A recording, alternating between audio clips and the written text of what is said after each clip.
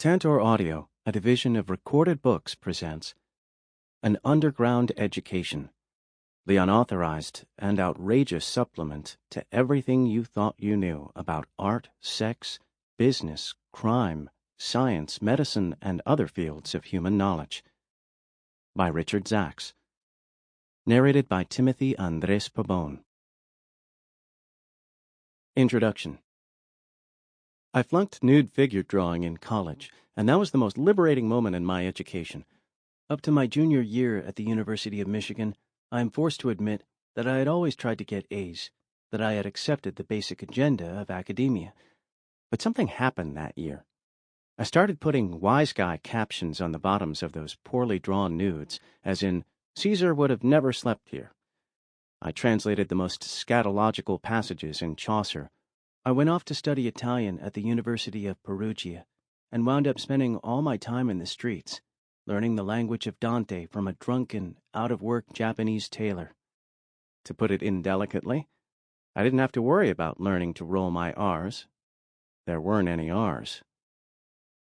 And I started to fashion my own education, studying French, Italian, Arabic, and Greek.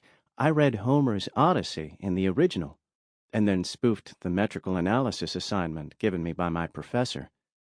I read Baudelaire in French, and my love life improved.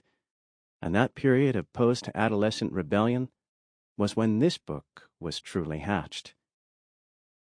I don't know about you, but I often feel deeply unsatisfied after reading an item in an encyclopedia, any encyclopedia from Britannica to Encarta. Sure, I've been told almost everything I'm supposed to know about the person or event, and that's just the point. There's rarely anything I'm not supposed to know, anything quirky or surprising. Or take textbooks. History always follows such a logical progression of battles and treaties, of great men and women. Remember that first snippet you heard about Thomas Edison? No doubt it told you about the genius's invention of the electric light, phonograph, and motion pictures. But did it mention Edison's share in building the first electric chair?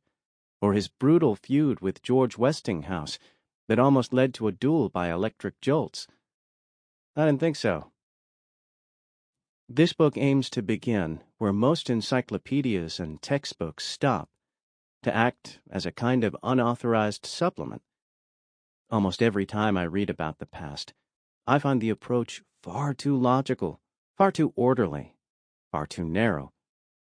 History is messy. Napoleon lost the Battle of Waterloo.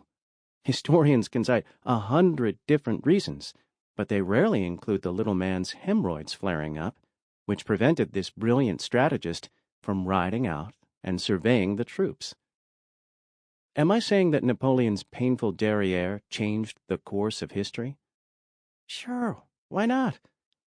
Emphasizing the human side, the uncouth little truths, tend to make textbook writers nervous.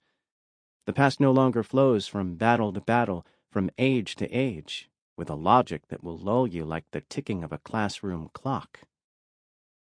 Well, let's serve up the messiness, the roguish surprises, and let's also expand the agenda to include bathrooms, underwear, cannibal feasts, forgotten criminals.